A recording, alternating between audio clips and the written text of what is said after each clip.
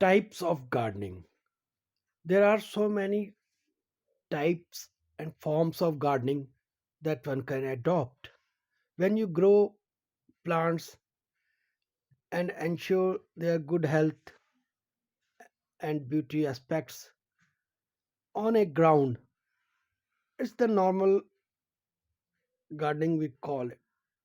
If the size is large, then it's a landscape gardening. If that area is small, a front yard or a backyard, then it's home gardening. There are many other forms in which space is much lesser as compared to these two forms. You can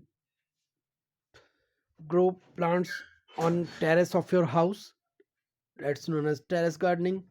You can grow plants without soil in water nutrient solutions, that is hydroponic gardening. There is aeroponics. When we talk about size of plant, there are bonsai gardening, tray gardening, and so on. So keep in tune for next aspect of gardening. Thank you.